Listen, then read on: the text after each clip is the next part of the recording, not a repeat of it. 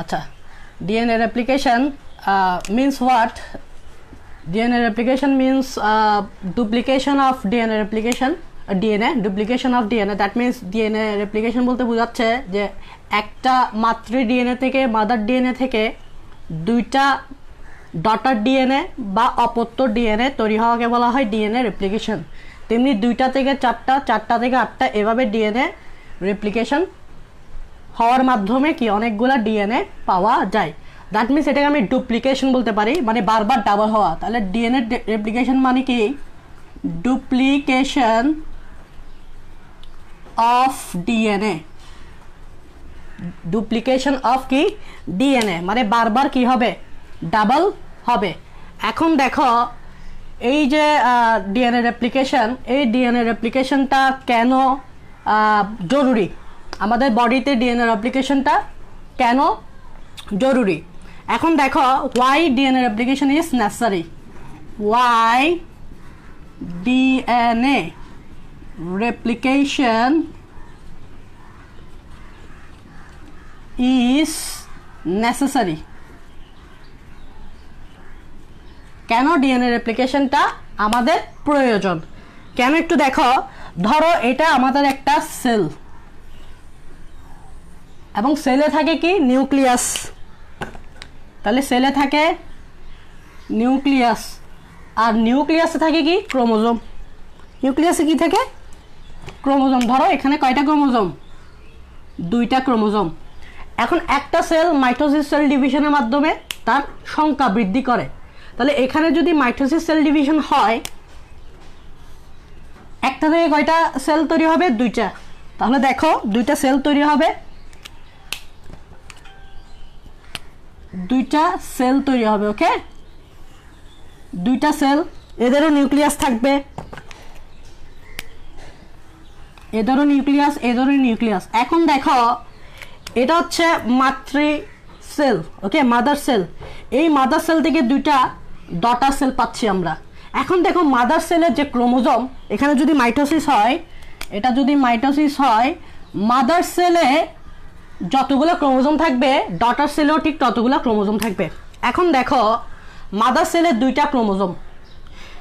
এখন তুমি যদি মাইটোসিস সেল ডিভিশন হয়, তাহলে এখানে যদি মাদার সেলে দুইটা হয়, ডটার সেলেও কয়টা কয়টা হবে? দুইটা দুইটা হইতে হবে। এখন যদি এই দুইটা আমি ভাগ করে দিই, তাহলে এ পাবে একটা, এ পাবে একটা। ঘটনা হবে এরকম, এভাবে যদি ভাগ করে দিই। কিন্তু হচ্ছে না, মাদার সেলে আছে দুইটা ক্রোমোজোম, কিন্তু এখানে আছে একটা একটা। মাদার সেলে দুইটা ক্রোমোজোম থাকলে ডটার সেলেও আমাকে দুইটা ক্রোমোজোম দিতে হবে। তাহলে সমাধানটা কি? এই যে ক্রোমোজোমগুলা বা ক্রোমোজোমের যে ডিএনএ আছে, এই ডিএনএ রেপ্লিকেশন হতে হবে, বা একটা ক্রোমোজোম থেকে দুইটা ক্রোমোজোম তৈরি হতে হবে। দ্যাট মিনস ডিএনএ রেপ্লিকেশন হতে হবে। তাহলে এই ক্রোমোজোমটা ডিভাইড হয়ে একটা থেকে দুইটা ক্রোমোজোম তৈরি করবে, বা ডিএনএ রেপ্লিকেশন হবে এখানে। এই ক্রোমোজোমটা রেপ্লিকেটেড হয়ে একটা থেকে দুইটা ক্রোমোজোম তৈরি করবে, মানে ডিএনএ রেপ্লিকেশন হবে এখানে। এখন দেখো এই দুইটা ক্রোমোজোম এখানে আসবে, এই দুইটা ক্রোমোজোম এখানে আসবে।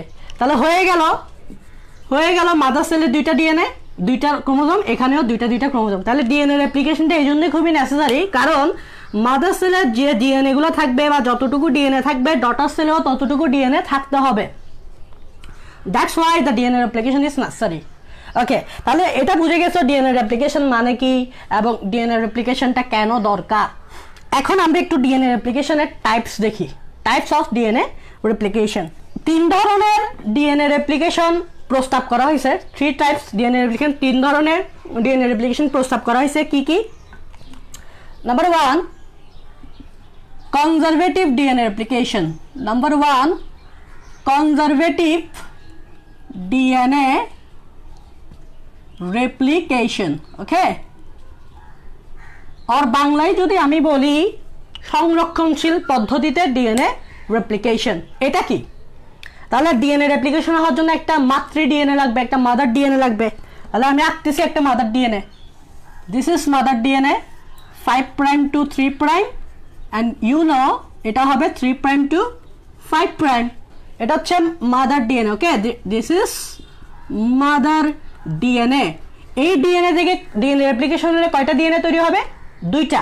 তাহলে আমি আঁকতেছি এখান থেকে আমি দুইটা ডিএনএ পাবো, এই একটা ডিএনএ, ওকে, এই আরেকটা ডিএনএ, কয়টা পাইলাম? দুইটা। তাহলে এটা হবে 5 প্রাইম টু 3 প্রাইম, এটা হবে 3 প্রাইম টু 5 প্রাইম, এটা হবে 5 প্রাইম টু 3 প্রাইম, এটা হবে 3 prime to 5 prime. But why this is called conservative DNA replication? কেন এটাকে কনজারভেটিভ ডিএনএ রেপ্লিকেশন বলে? দেখো, এই যে মাতৃ ডিএনএটা, মাতৃ ডিএনএতে যে ডিএনএটা আছে, যে দুইটা স্ট্র্যান্ড আছে, ডটার ডিএনএতেও এই দুইটা স্ট্র্যান্ড আমরা পাবো। দেখো, এটা লাল কালার, এটাও লাল কালার, তাহলে যে ডিএনএ দুইটা স্ট্র্যান্ড পাচ্ছি, এখানেও আমি সেই দুইটা ডিএনএ স্ট্র্যান্ড পাচ্ছি, লাল কালার লাল কালার। তাহলে এই ডিএনএ রেপ্লিকেশন পদ্ধতিতে, কনজারভেটিভ ডিএনএ রেপ্লিকেশন পদ্ধতিতে মাতৃ ডিএনএতে যে দুইটা ডিএনএ স্ট্র্যান্ড থাকে, অপত্য ডিএনএতে মানে ডটার ডিএনএতে আমি ওই দুইটা ডিএনএ স্ট্র্যান্ড পাবো। দ্যাট মিনস এটা কনজার্ভ হয়েছে, মানে কি, মাতৃ ডিএনএটা কি হয়েছে? সংরক্ষিত হয়েছে। দেখো, পুরোপুরি সংরক্ষিত হয়েছে, লাল colour Lal colour Lal colour Lal colour.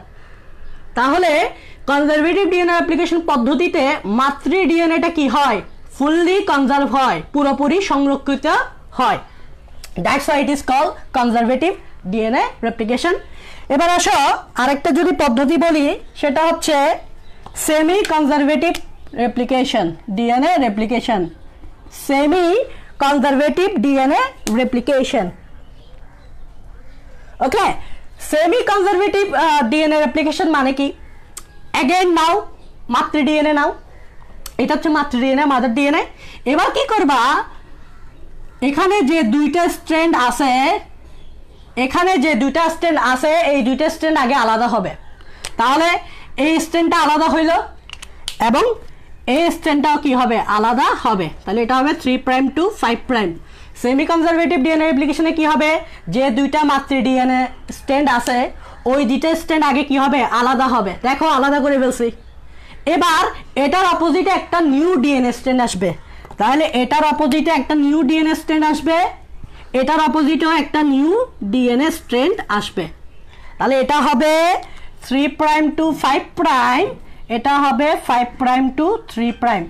That means যে সেমি কনজারভেটিভ ডিএনএ অ্যাপ্লিকেশনে মাদার ডিএনএতে যে একটা ডিএনএ স্ট্র্যান্ড থাকে, এখানেও যে ডটার ডিএনএতেও এখানে একটা ডিএনএ স্ট্র্যান্ড থাকবে, দুইটার মধ্যে একটা সংরক্ষিত আছে। দেখো, এখানে দুইটা লাল, কিন্তু এখানে কয়টা লাল? একটা লাল।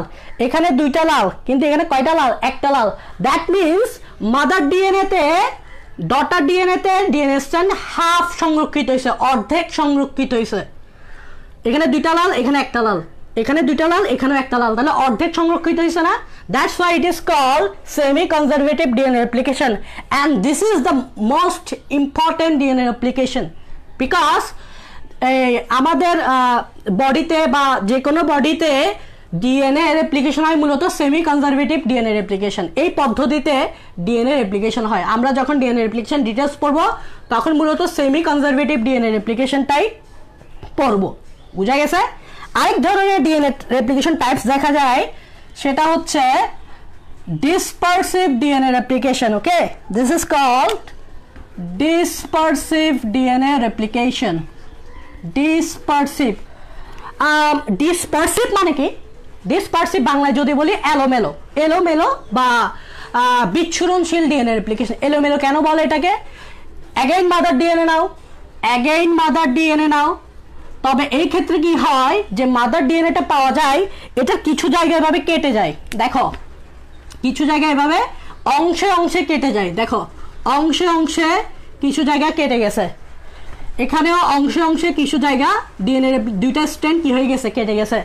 এখানেও অংশে অংশে ডিএনএ স্ট্র্যান্ডের কিছু অংশ কেটে গেছে। ওকে, এভাবে। এবং ওই কাটা অংশগুলো একটা কমপ্লিমেন্টারি নিউক্লিওটাইড দিয়ে কি হবে? ফুলফিল হবে, কমপ্লিমেন্টারি নিউক্লিওটাইড দিয়ে। যেমন এই যে এখানে একটা আসবে, এখানে একটা আসবে, এখানে একটা আসবে, এখানে একটা আসবে, এখানে আসবে, এখানে, দেন এখানে, এখানে, তাহলে হয়ে গেল, ফুলফিল হয়ে গেল একটা ডিএনএ। দেন অ্যাগেইন এখানে একটা নিউক্লিওটাইড আসবে, এখানে একটা নিউক্লিওটাইড আসবে, কমপ্লিমেন্টারি নিউক্লিওটাইড। এটা তো জানো, মানে এটা অ্যাডেনিন হলে এটা কি হবে? থাইমিন হবে। এখানে একটা আসবে, এখানে একটা, এখানে একটা, এখানে একটা, এখানে এখানে এখানে, এভাবে যে অংশগুলো কাটা গেছে সেই অংশে কমপ্লিমেন্টারি নিউক্লিয়েটেড এসে কি করবে, ফুলফিল করবে। এভাবে এক ধরনের রেপ্লিকেশন হয়, এটার নাম হচ্ছে ডিসপারসিভ বা এলোমেলো বা বিচ্ছুরণশীল ডিএনএ রেপ্লিকেশন। ওকে, এই 3 টাইপসের ডিএনএ রেপ্লিকেশন দেখা যায়।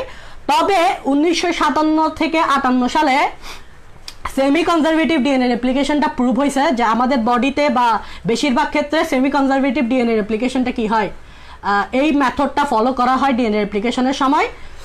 ওইটা ম্যাসেলসন এবং স্টাল 1958 সালে প্রথম এটা ইকলাই ব্যাকটেরিয়াতে কি করেন, আবিষ্কার করেন যে ডিএনএ রেপ্লিকেশন হয় সেমি কনজারভেটিভ পদ্ধতিতে, মানে দুইটা ডিএনএ স্ট্র্যান্ড কি হয়ে যাবে, আলাদা হয়ে যাবে।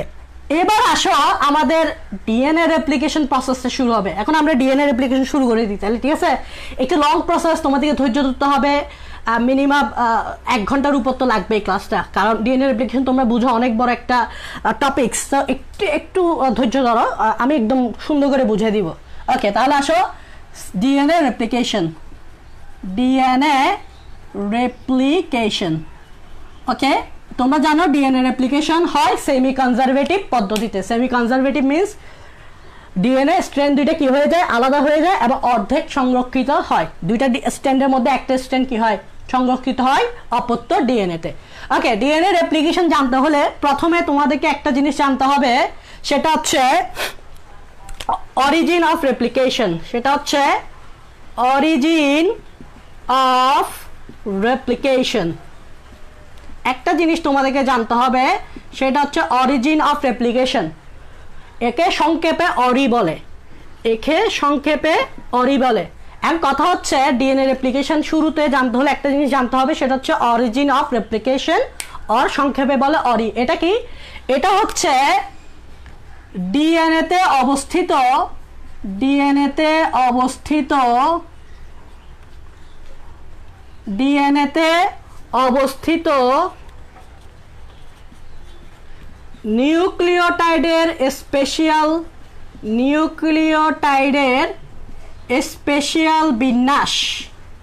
নিউক্লিওটাইডের স্পেশাল বিন্যাস, যেখান থেকে ডিএনএ রেপ্লিকেশন স্টার্ট হয়। আমি এভাবে লিখে দিচ্ছি, অনেকে কথা বললে বুঝে না, বা লেখাগুলো লিখলে হয়তো ভিডিও স্ক্রিনশট মেরে এগুলা কি করতে পারবা, লিখতে পারবা। যেখান থেকে ডিএনএ রেপ্লিকেশন স্টার্ট হয়, এই কথাটা লিখলেই হবে। অরিজিন অফ রেপ্লিকেশন কি? ডিএনএ তে অবস্থিত নিউক্লিওটাইডের স্পেশাল বিন্যাস, যেখান থেকে ডিএনএ রেপ্লিকেশন স্টার্ট হয়। ওকে, তাহলে বুঝা গেছে অরি মানে হচ্ছে সূচনা, যেখান থেকে ডিএনএ রেপ্লিকেশন স্টার্ট হবে। এখন দেখো ইউক্যারিওটিক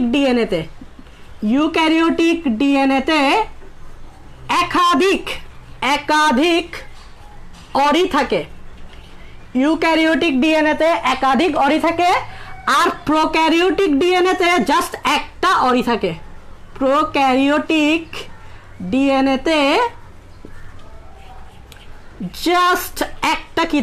একটা অরি থাকে। তাহলে অরিজিন অফ রেপ্লিকেশন, এটা সবার প্রথম মাথায় রাখতে হবে। ডিএনএ তে অবস্থিত নিউক্লিওটাইডের স্পেশাল বিন্যাস, যেখান থেকে ডিএনএ রেপ্লিকেশন স্টার্ট হয়।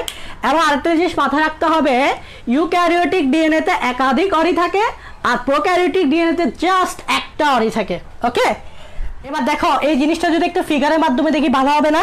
তাহলে একটা ডিএনএ আঁকি, আমি এদিকে একটা ডিএনএ আঁকি, হ্যাঁ, এই একটা ডিএনএ আঁকতেছি। দেখো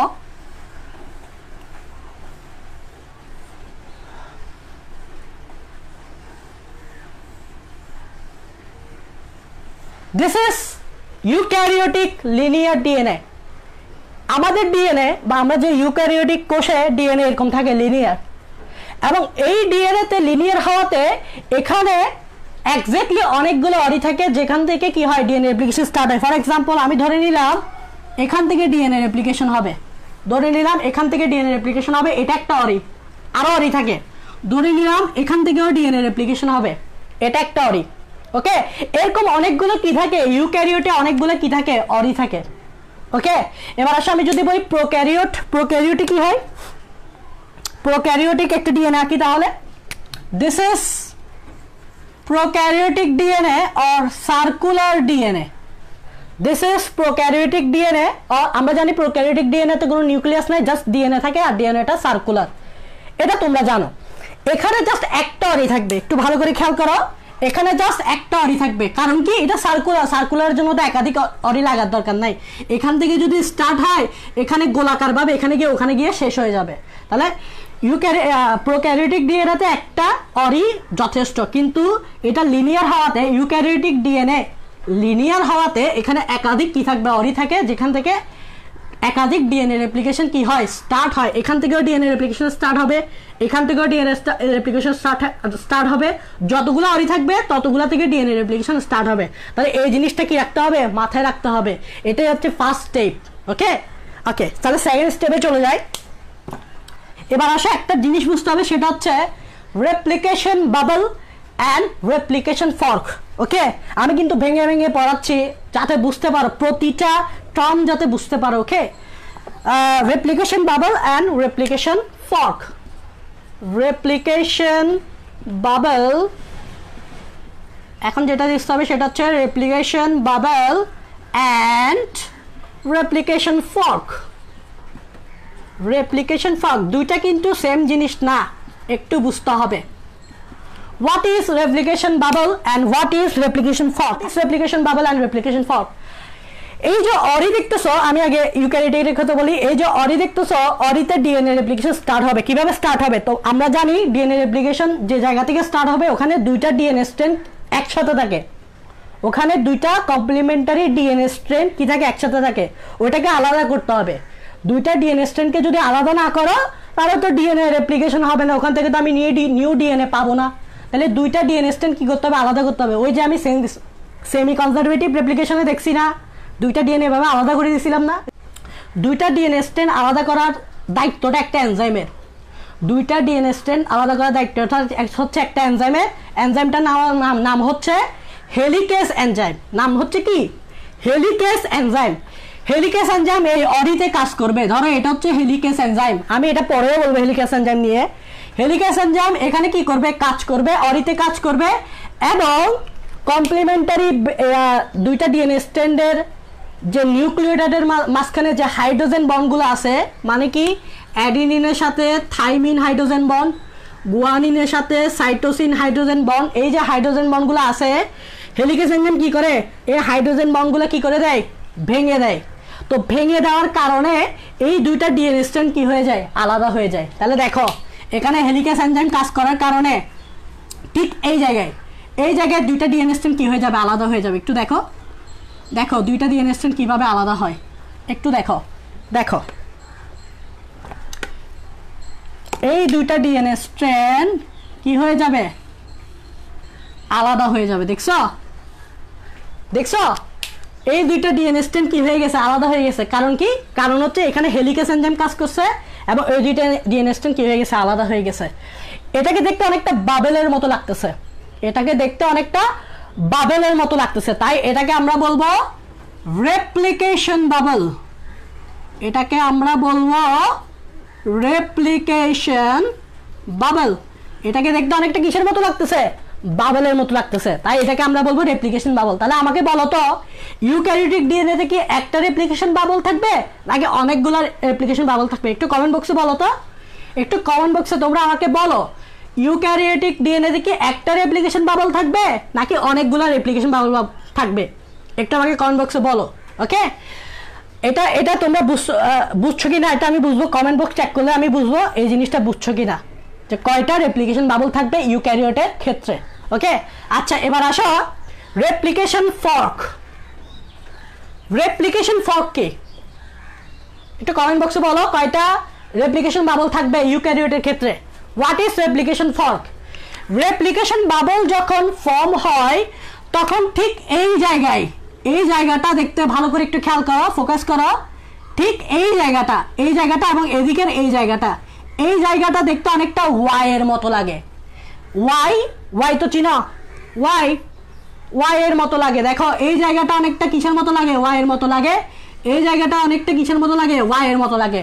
ঠিক এই জায়গাটাকে বলা হয় রেপ্লিকেশন ফর্ক। এই জায়গাটাকে বলা হয় রেপ্লিকেশন ফর্ক। অনেকে কিন্তু রেপ্লিকেশন বাবল আর রেপ্লিকেশন ফর্কের মধ্যে পার্থক্য বুঝে না, কিন্তু পার্থক্য আছে। This is called replication bubble and this area, this angle is called replication fork. Okay, তাহলে ইউক্যারিওটের ক্ষেত্রে অনেকগুলো রেপ্লিকেশন থাকবে, যেহেতু অনেকগুলো অরি আছে, সবগুলো তো অরিতেই কাজ করবে, তাই না? আচ্ছা ঠিক আছে, তাহলে তোমরা রেপ্লিকেশন বাবলও বুঝলা, রেপ্লিকেশন ফর্কও বুঝলা। একজনে বলেছ ইউক্যারিওটিক ডিএনএর ক্ষেত্রে অনেকগুলো রেপ্লিকেশন বাবল থাকবে। হ্যাঁ, সঠিক উত্তর বলেছ। ম্যাক্সিমাম দেখতেছি সবাই একাধিক ডিএনএ রেপ্লিকেশন বাবলের কথা বলতেছ। হ্যাঁ, সবাই সঠিক আনসার দিয়েছ। তার মানে কি, যে এখানে যেহেতু অনেকগুলো অরি আছে, তাই অনেকগুলো রেপ্লিকেশন বাবল থাকবে। গুড, ওকে। তাহলে আমরা এবার আরেকটা টপিকসে চলে যাই, সেটা হচ্ছে কি, সেটা হচ্ছে enzyme required for DNA replication. হ্যাঁ, list of enzyme, list of, আমি ইংরেজিতে লিখতেছি, ঠিক আছে? বাংলাতে লিখলে অনেক বড় হয়, বুঝো? বাংলাতে লিখলে অনেক বড় হয়ে যায়, বুঝছো? এই জন্য আমি ইংলিশে লিখাতে অনেক শর্ট, এটা জানো। List of enzyme for DNA replication.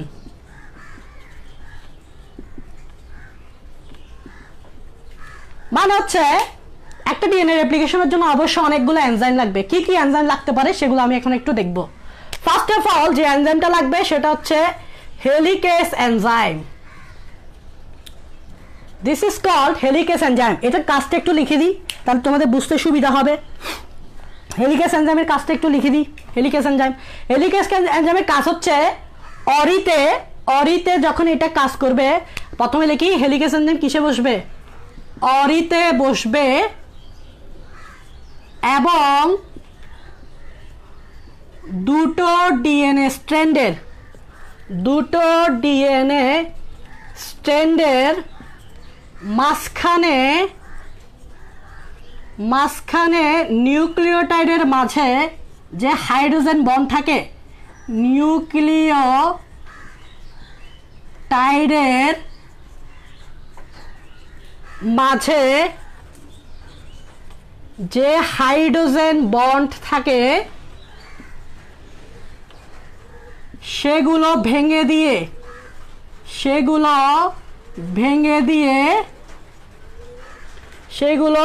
দিয়ে দুটো ডিএনএ স্ট্র্যান্ডকে আলাদা করে দেয়। তাহলে দিস ইজ হেলিকেস এনজাইম। ওকে, অরিতে বসবে, এটা অরিতে বসছে, এই জায়গায় হেলিকেস এনজাইম আছে, অরিতে বসবে এবং এভাবে মুভ করবে। ভালো করে দেখো, এভাবে মুভ করার সময় দুটো ডিএনএ স্ট্র্যান্ডের মাঝখানে যে নিউক্লিওটাইডের হাইড্রোজেন বন্ড আছে এগুলো ভেঙে দেওয়ার কারণে দুইটা ডিএনএ স্ট্র্যান্ড কমপ্লিটলি সেপারেট হয়ে যাবে, আলাদা হয়ে যাবে। এটা তো অবশ্যই হতে হবে। তো এই এনজাইমটা কাজ করে হেলিকেস এনজাইম। আশা করি বুঝেছো এই জিনিসটা, হেলিকেস এনজাইমের কাজ কি। মানে হচ্ছে অ্যাডেনিন আর থাইমিনের মাঝখানে ডাবল হাইড্রোজেন বন্ড, গুয়ানিন আর সাইটোসিনের মাঝখানে ট্রিপল হাইড্রোজেন বন্ড। তো এদিক দিয়ে হেলিকেস এনজাইম কাজ করে হাইড্রোজেন বন্ডগুলোকে ভেঙে দেয়, যার কারণে এটা আলাদা হয়ে যায়। তাহলে হেলিকেস এনজাইম বুঝছো? আচ্ছা ঠিক আছে, এবার আসো যে আরেকটা এনজাইম, সেটার নাম হচ্ছে সিঙ্গেল স্ট্র্যান্ডেড বাইন্ডিং প্রোটিন।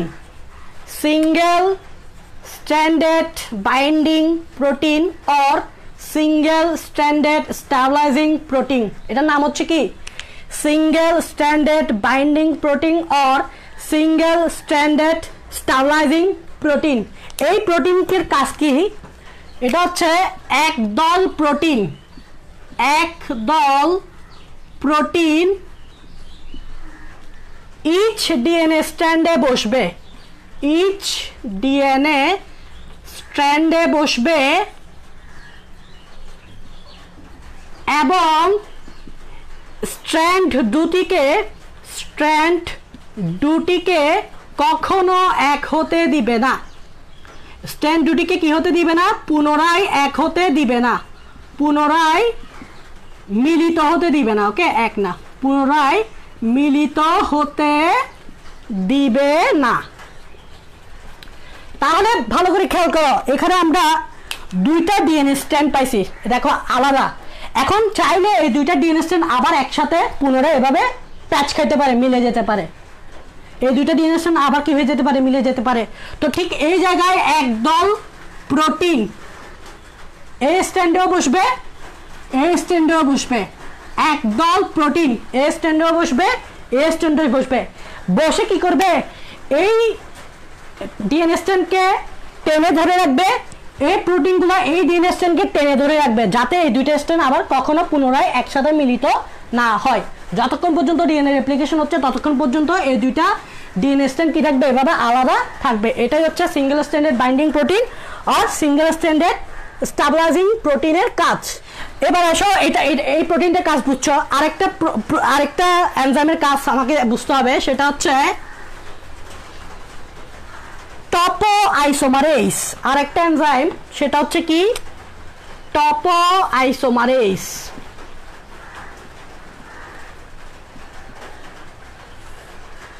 এটাও একটা ডিএনএ রেপ্লিকেশনের জন্য প্রয়োজনীয় এনজাইম।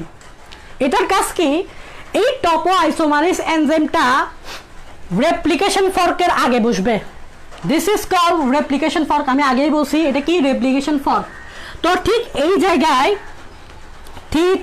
জায়গায় একটু খেয়াল করো, ঠিক এই জায়গায় একটা কি বসবে, এনজাইম বসবে, টপো আইসোমারেজ। কোথায়, এদিকে আছে রেপ্লিকেশন ফর্ক, দেন এদিকে হবে টপো আইসোমারেজ। এই জায়গায় কেন টপো আইসোমারেজ বসে দেখো। আচ্ছা, হেলিকেজ এনজাইম কি করছে একটু খেয়াল করো।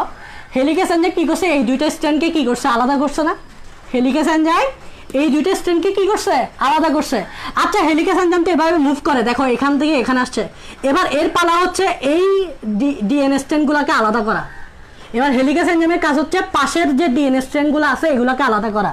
কিন্তু সমস্যা আছে একটা, যখন এই ডিএনএ স্ট্র্যান্ডগুলো দেখতেছে হেলিকেজ এনজাইম এই ডিএনএ স্ট্র্যান্ডগুলোকে আলাদা করে বলতেছে, তখন এই ডিএনএ স্ট্র্যান্ডগুলো আরো জোরালোভাবে কি খাবে, প্যাচ খাবে। আরো জোরালোভাবে কি খাবে, প্যাচ খাবে, যাতে হেলিকেজ এনজাইম এদেরকে কি করতে না পারে, পৃথক করতে না পারে।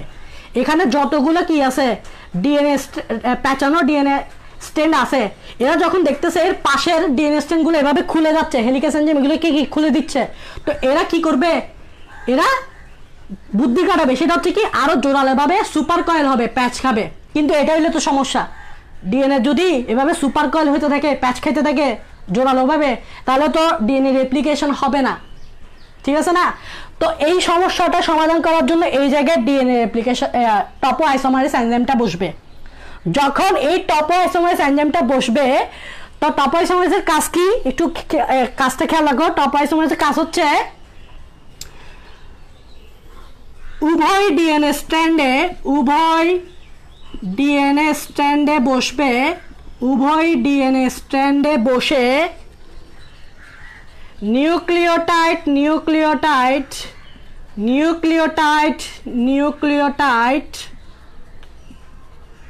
Phosphodiester bond.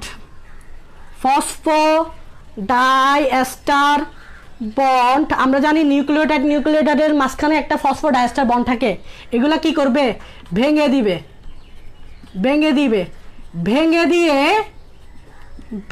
দিয়ে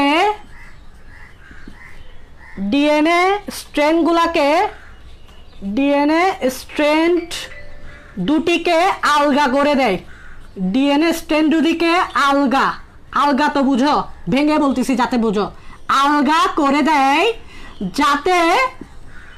যাতে উভয় স্ট্র্যান্ড সুপার কয়েল না হয়, যাতে উভয় স্ট্র্যান্ড সুপার কয়েল না হয়। সুপার কয়েল হইলে তো সমস্যা ভাই, কারণ হেলিকেজ এনজাইম তো এদিকে আসবে, এগুলোকেও আলাদা করবে। এগুলো যদি সুপার কয়েল হয়ে যায়, হেলিকেজ এনজাইম আর কাজ করতে পারবে, হেলিকেজ এনজাইমের সমস্যা হবে না। তাই এই জায়গায় একটা এনজাইম বসবে টপো আইসোমারেজ। সেটা কি, নিউক্লিওটাইড ফসফোডাইএস্টার ভেঙে দিবে, ফলে ডিএনএ উভয় স্ট্র্যান্ড কি একটু আলগা হয়ে যাবে, ঢিলা হয়ে যাবে, যার কারণে আর সুপার কয়েল হইতে পারবে না। তখন হেলিকেজ এনজাইম ইজিলি আসে, এই দুইটা স্ট্র্যান্ডকে কি করে দিবে, আলাদা করে দিবে। আশা করি টপো আইসোমারেজের ফাংশন তা বুঝছো।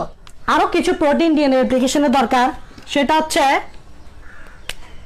Primase enzyme. What is primase enzyme?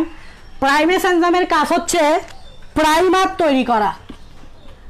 Primer তৈরি করা। What is primer? প্রাইমার হচ্ছে, প্রাইমার মানে হচ্ছে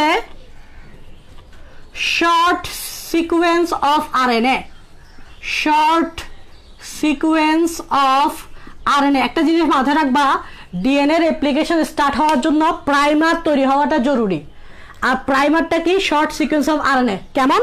এরকম একটা শর্ট সিকোয়েন্স আর কি, এই যে অ্যাডিনিন, ইউরাসিল, থাইমিন, অ্যাডিনিন, এরকম একটা short sequence of RNA. DNA replication start হইতে হলে অবশ্যই প্রাইমার তৈরি হতে হবে।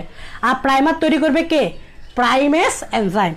আচ্ছা, এবার আসো, প্রাইমার যখন তৈরি হবে তখন প্রাইমারটা বের করে দিতে হবে। কারণ কি? প্রাইমার হচ্ছে আরএনএ। ডিএনএতে তো আরএনএ থাকতে পারবে না, এটা তোমরা জানো।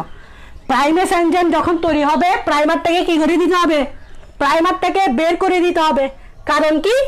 কারণ হচ্ছে প্রাইমার যদি ডিএনএতে থেকে যায়, আর প্রাইমার হচ্ছে আরএনএ, ডিএনএতে আরএনএ থাকতে পারবে না, তো প্রাইমারটাকে বের করে দিতে হবে। আর প্রাইমারটাকে বের করে দেওয়ার কাজ হচ্ছে একটা এনজাইমের নাম হচ্ছে ডিএনএ পলিমারেজ 1।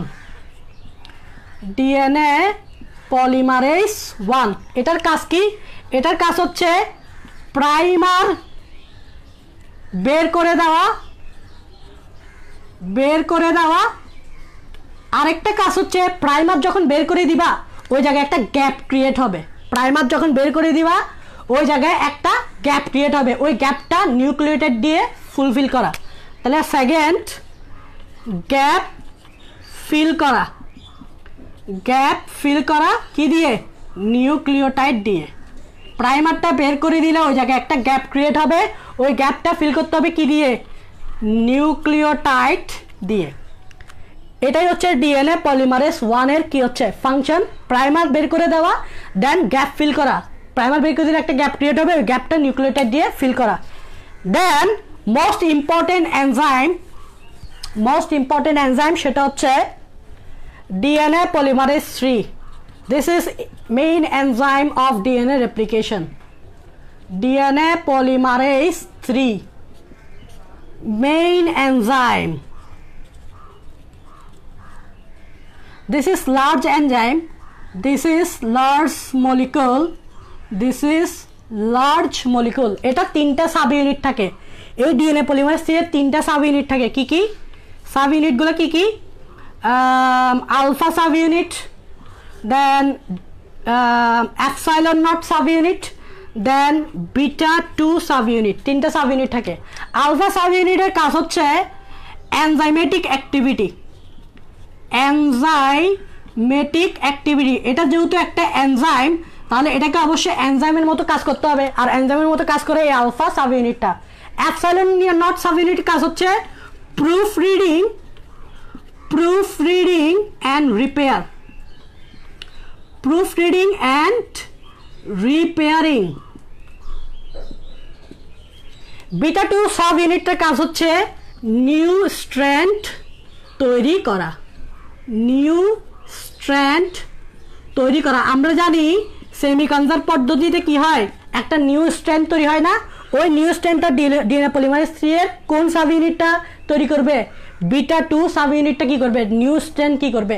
তৈরি করবে। প্রুফ রিডিং আর রিপেয়ারিং মানে কি? আমরা জানি ডিএনএতে অ্যাডেনিনের পরিবর্তে কি বসে? থাইমিন। এদিকে এটা একটা স্ট্র্যান্ড, এদিকে একটা স্ট্র্যান্ড ক্রিয়েট হবে, তাহলে অ্যাডেনিনের পরিবর্তে কি আসবে? থাইমিন। দেন গুয়ানিনের পরিবর্তে কি আসবে? সাইটোসিন। কিন্তু মাঝে মধ্যে কি হয়, অ্যাডেনিনের মধ্যে থাইমিন না আসে, অ্যাডেনিনের মধ্যে অন্য কিছু চলে আসে, যেমন সাইটোসিন। তাহলে এটা একটা ভুল না? এই ভুলটা চেক করবে কে? এই ভুলটা চেক করবে ডিএনএ পলিমারেজ 3 এর এপসাইলন নট সাব ইউনিট, আর এটাকে বলা হয় প্রুফ রিডিং। প্রুফ রিডিং হতো ভুল চেক করা। এই যে এখানে একটা ভুল হয়েছে, ভুলটা চেক করবে।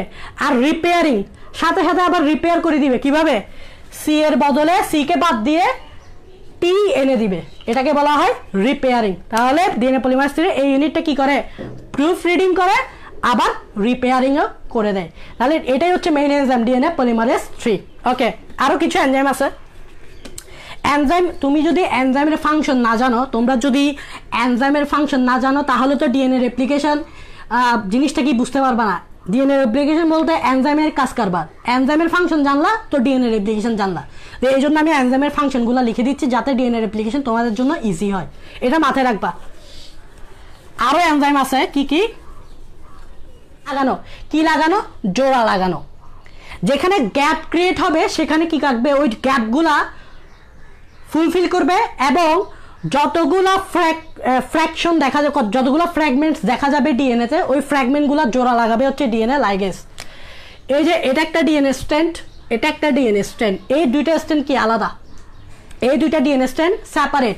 এই দুইটা ডিএনএ স্ট্র্যান্ডকে লাগাবে কে, এই দুইটা ডিএনএ স্ট্র্যান্ডকে লাগাবে হচ্ছে ডিএনএ লাইগেজ। এই যে লাগাই দিল। তো ডিএনএ লাইগেজের কাজ হচ্ছে ওকাজাকি ফ্র্যাগমেন্ট কি করা, জয়েন করা। ওকাজাকি ফ্র্যাগমেন্ট কি, এটা সামনে আমি যখন ডিটেলস পড়াবো তখন বুঝবা, আপাতত এটা মাথায় রাখো। ডিএনএ লাইগেজের কাজ হচ্ছে ওকাজাকি ফ্র্যাগমেন্টগুলোকে কি করা, জয়েন করা। এটা একটা ওকাজাকি ফ্র্যাগমেন্ট, এটা একটা ওকাজাকি ফ্র্যাগমেন্ট। এই ওকাজাকি ফ্র্যাগমেন্টকে জয়েন করার কাজ হচ্ছে ডিএনএ লাইগেজের। সামনে আমি যখন পড়াবো ওকাজাকি ফ্র্যাগমেন্ট কি এটা বুঝবা।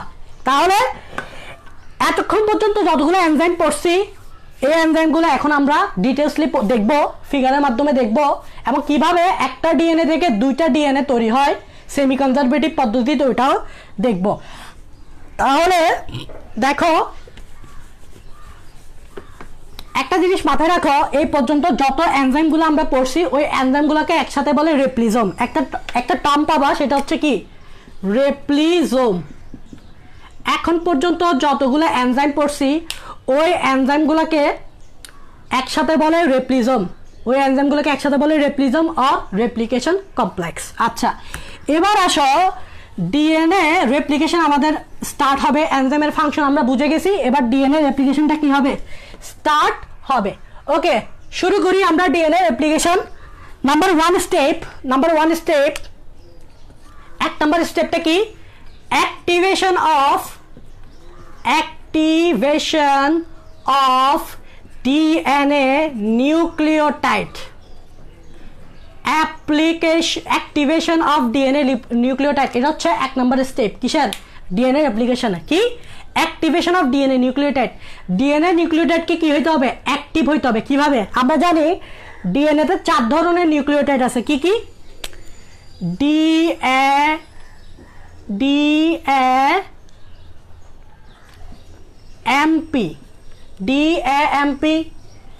ডিজিএমপি, ডিসিএমপি অ্যান্ড ডিটিএমপি। এটা মানে কি, এগুলো হচ্ছে নিউক্লিওটাইড। নাম কি, কিভাবে, deoxy adenine monophosphate, adenine nucleotide. এটা হচ্ছে কি, adenine nucleotide, deoxy adenine monophosphate.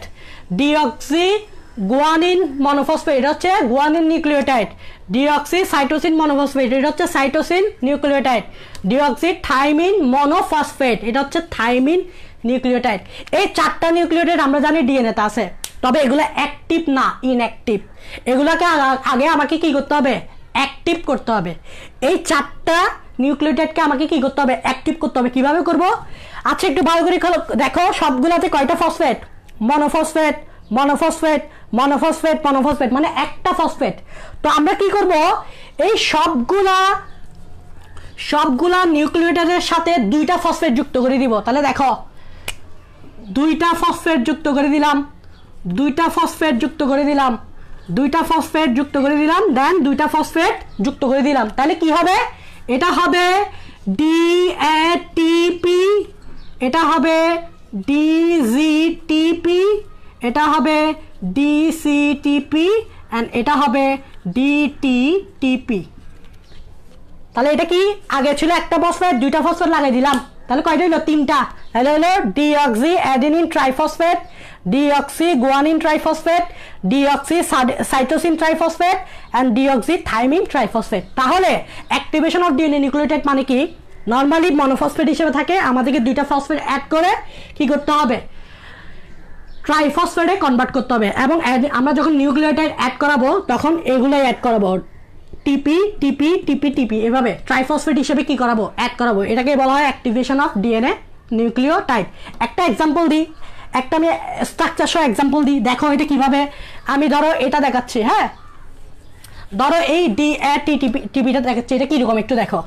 আমরা জানি একটা নিউক্লিওটাইডে কি থাকে, পেন্টোজ সুগার থাকে, তাহলে এটা হবে ডিঅক্সিরাইবোজ সুগার। 1 নাম্বার কার্বনে কি থাকে, এটা হচ্ছে অ্যাডিনিন না, তাহলে এখানে থাকবে অ্যাডিনিন নাইট্রোজেনাস বেস, এটা যেহেতু অ্যাডিনিন। কয়টা ফসফেট, ট্রাইফসফেট, এটা 5 নাম্বার কার্বন না, 5 নাম্বার কার্বনে থাকে এভাবে ফসফেট গ্রুপ। কয়টা ফসফেট, 3টা। দেখো 3টা কিভাবে আঁকতেছি,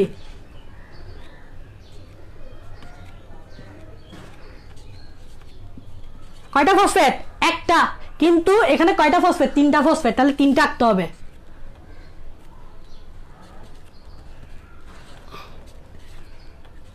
কয়টা হইলো এখন, একটা, 2টা, আর একটা লাগবে না।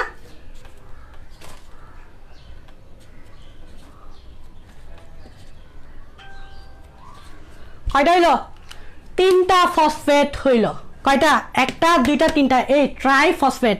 একটা ফসফেট, 2টা ফসফেট, 3টা ফসফেট। এটাকে বলতে পারো আলফা ফসফেট, এটাকে বলতে পারো বিটা ফসফেট, এটাকে বলতে পারো গামা ফসফেট। তাহলে আমরা যে নিউক্লিওটাইডগুলো অ্যাড করব সেগুলো থাকবে ট্রাইফসফেট হিসেবে, একটা, 2টা, 3টা। নিউক্লিওটাইডগুলো যেগুলো অ্যাড করবো এগুলো হবে ট্রাইফসফেট হিসেবে। তোমরা জানো ডিএনএ রেপ্লিকেশনে অবশ্যই নিউক্লিওটাইড লাগবে, আর নিউক্লিওটাইডগুলো হবে ট্রাইফসফেট হিসেবে। তাহলে বুঝেছো অ্যাক্টিভেশন অফ নিউক্লিওটাইড, বুঝেছো? আচ্ছা, এই নিউক্লিওটাইডগুলো অ্যাড করার দায়িত্বটা কার, ডিএনএ পলিমারেজ 3 এর। কারণ ডিএনএ পলিমারেজ 3 কি করে, নতুন ডিএনএ স্ট্র্যান্ড কি করে, তৈরি করে।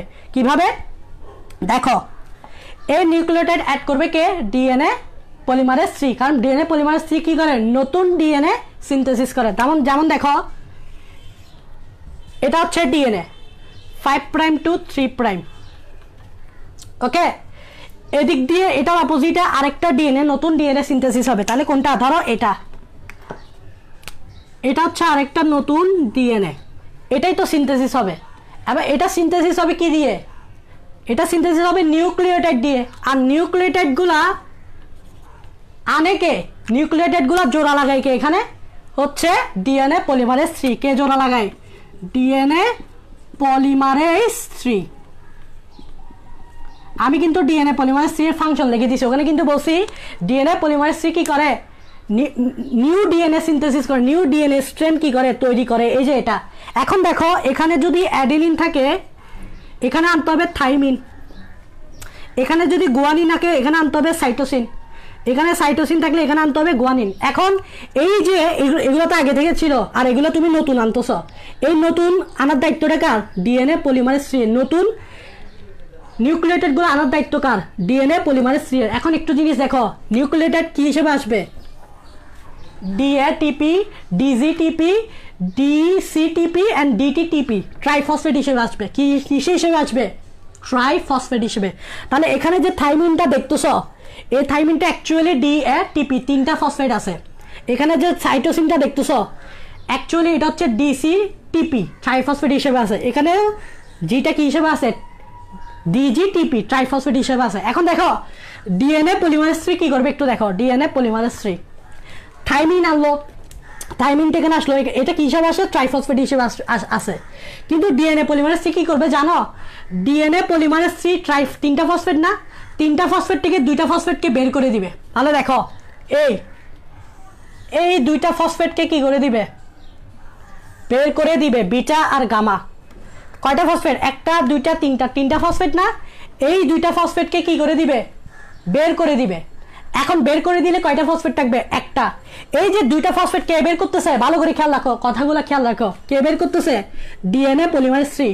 এখানে যে নিউক্লিওটাইডটা আসছে এটা ট্রাইফসফেট হিসেবে আসছে, কিন্তু ডিএনএ পলিমারেজ 3 কি করবে, এখান থেকে 2টা ফসফেট বের করে দিবে। তো 2টা ফসফেট বের হয়ে গেল, আর 2টা ফসফেট যখন বের হবে ওখান থেকে প্রচুর এনার্জি তৈরি হবে। 2টা ফসফেট যখন বের হবে ওখান থেকে প্রচুর এনার্জি তৈরি হবে। তাহলে ডিএনএ পলিমারেজ 3 কি করলো, এখান থেকে 2টা ফসফেট বের করে দিল, বের হবে পাইরোফসফেট হিসেবে, এবং ওখান থেকে প্রচুর এনার্জি পাবো, প্রচুর এটিপি পাবো। ওই এটিপি গুলাকে কাজে লাগাইয়ে থাইমিন আর সাইটোসিনের মধ্যে ফসফোডাইএস্টার বন্ড হবে। ওই শক্তিগুলোকে কাজে লাগাইয়ে থাইমিন আর সাইটোসিনের মাঝখানে ফসফোডাইএস্টার বন্ড হবে, সাইটোসিন আর গুয়ানিনের মাঝখানে ফসফোডাইএস্টার বন্ড হবে। তোমরা জানো ফসফোডাইএস্টার বন্ড কি, এটা যদি একটা নিউক্লিওটাইড হয়, এটা যদি একটা নিউক্লিওটাইড হয়, এটা একটা নিউক্লিওটাইড, এটা একটা নিউক্লিওটাইড, এই দুইটা নিউক্লিওটাইডের মাধ্যমে 5 নম্বর কার্বনের সাথে 3 নম্বর কার্বনে একটা ফসফোডাইএস্টার বন্ড হয়। এই বন্ডটা ক্রিয়েট করতে যে এনার্জিটা লাগবে, এই এনার্জিটা এই যে দুইটা ফসফেটকে বের করে দিছে না, এখান থেকে যে এনার্জি বের হবে এই দুইটা নিউক্লিওটাইডের মাঝখানে যে ফসফোডাইএস্টার বন্ড হবে এই এনার্জিগুলোকে কাজে লাগাইয়ে। এটাই হচ্ছে ডিএনএ পলিমারেজ 3 এর ফাংশন। আশা করি বুঝতে পারছো ডিএনএ পলিমারেজ 3 কিভাবে কাজ করে, এটা বুঝতে পারছো। অ্যাক্টিভেশন অফ ডিএনএ নিউক্লিওটাইড বুঝতে পারছো। তাহলে আসো সেকেন্ড স্টেপে যাই আমরা। এবার আসো একটা ফিগার আঁকি। আমরা এখন ডিএনএ রেপ্লিকেশনটা একটু বুঝি। নিউক্লিওটাইড অ্যাক্টিভেশন তো আমরা করে ফেলছি, নিউক্লিওটাইড অ্যাক্টিভেশন করে ফেলছি। এবার আমি একটু ডিএনএটা আঁকি।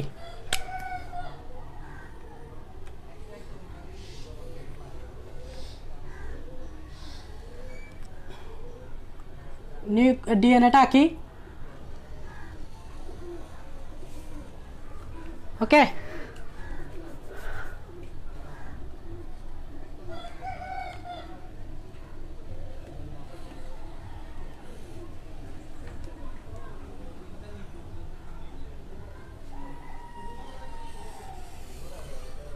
তোমরা জানো,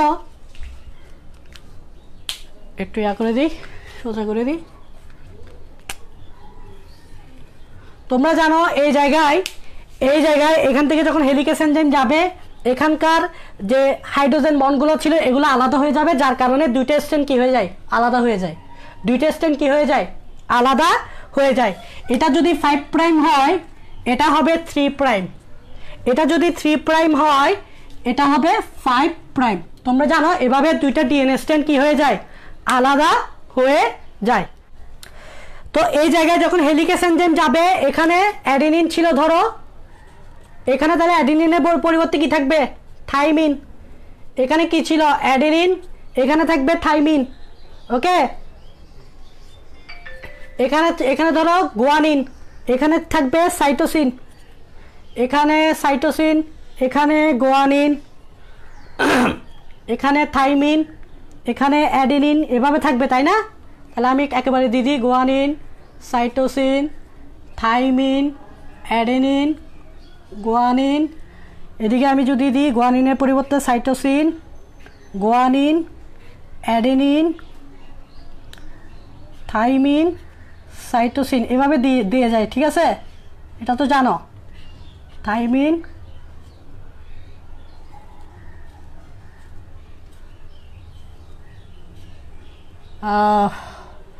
ওকে, আর দিতে ইচ্ছে হচ্ছে না।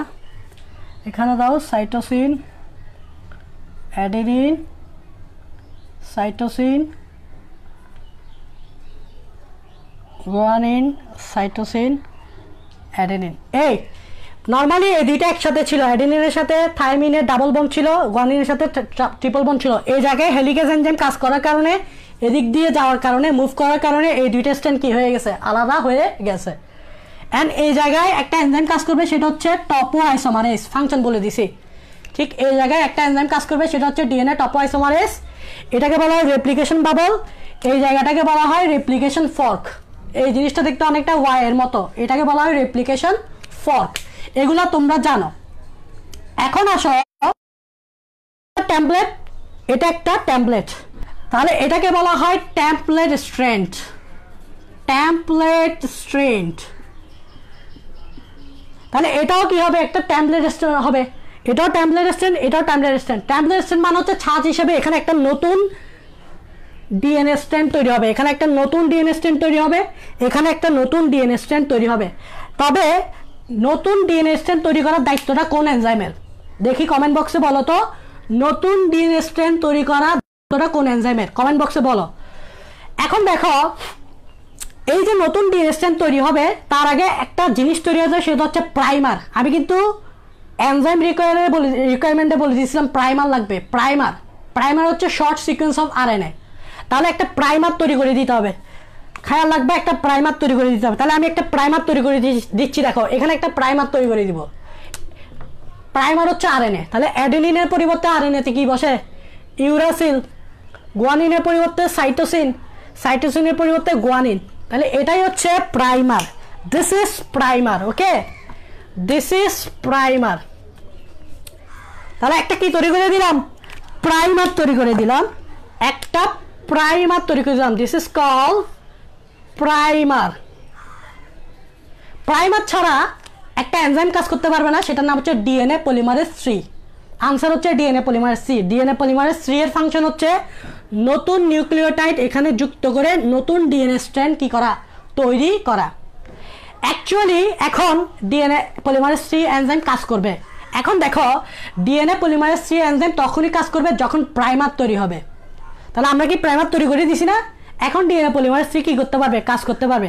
তবে একটা সমস্যা আছে ডিএনএ পলিমারেজ 3 এর, সেটা হচ্ছে কি ডিএনএ পলিমারেজ 3টা সবসময় নিউক্লিওটাইড অ্যাড করবে 3 প্রাইম হাইড্রোক্সিল এন্ডে। অ্যাকচুয়ালি দেখো এটা হচ্ছে 3 prime hydroxyl end, this is 3 prime hydroxyl end. তাহলে এখানে ডিএনএ পলিমারেজ 3 কি করতে পারবে, নতুন নিউক্লিওটাইড অ্যাড করতে পারবে। একটা জিনিস মাথায় রাখবা, ডিএনএ পলিমারেজ 3 সবসময় 3 প্রাইম এন্ডে নিউক্লিওটাইড অ্যাড করতে পারে, 5 প্রাইমে না, 3 প্রাইমে নতুন নিউক্লিওটাইড অ্যাড করতে পারবে। আর ডিএনএ পলিমারেজ 3 এর ডিরেকশনটা হচ্ছে 5 প্রাইম টু 3 প্রাইম। এটা যদি 3 প্রাইম হয়, তাহলে এটা কি হবে, এটা হবে 5 প্রাইম। তাহলে ডিএনএ পলিমারেজ 3 এর ডিরেকশনটা হচ্ছে 5 প্রাইম টু 3 প্রাইমের দিকে। দুটা জিনিস মাথায় রাখতে হবে, ডিএনএ রেপ্লিকেশন সব এনজাইম, ডিএনএ পলিমারেজ 3 এনজাইমটা সবসময় 3 প্রাইম এন্ডে নিউক্লিওটাইড অ্যাড করে, আর ডিরেকশনটা হবে 5 প্রাইম টু 3 প্রাইম। এবার দেখো নিউক্লিওটাইড অ্যাড করতেছে, এখানে থাইমিনের পরিবর্তে কি আসবে, অ্যাডেনিন। অ্যাডেনিনটা আসলে কি ট্রাইফসফেট হিসেবে আসে, কি হিসেবে মানে DATP হিসেবে আসে। ওই যে অ্যাক্টিভেশন অফ নিউক্লিওটাইডে পড়েছি না, ট্রাইফসফেট হিসেবে আসে। তাহলে এখানেও আসবে কি সাইটোসিন, সাইটোসিনটা কি হিসেবে আসে, ট্রাইফসফেট হিসেবে আসে, তার মানে কি DCTP। এখন দেখো ডিএনএ পলিমারেজ 3 এনজাইম কি করে, দেখো এখানে যে 3টা ফসফেট আছে না, 3টা ফসফেট, ওই 3টা ফসফেট থেকে 2টা ফসফেটকে বের করে দেয়। আমি এর আগে কিন্তু এক্সপ্লেনেশন দিছি, আবার বলতেছি, 3টা ফসফেট থেকে 2টা ফসফেটকে বের করে দেয়। বের করে দিলে ওখান থেকে প্রচুর এনার্জি তৈরি হয়। 3টা ফসফেট থেকে 2টা ফসফেটকে বের করে দেয়, তাহলে থাকে কয়টা, একটা ফসফেট। এবং 2টা ফসফেট বের হওয়ার সময় ওখান থেকে প্রচুর এনার্জি তৈরি হয়। ওই এনার্জিগুলোকে কাজে লাগাইয়ে অ্যাডেনিন আর সাইটোসিনের মধ্যে একটা ফসফোডাইএস্টার বন্ড তৈরি করে। এটা হচ্ছে ডিএনএ পলিমারেজ 3 এর ফাংশন।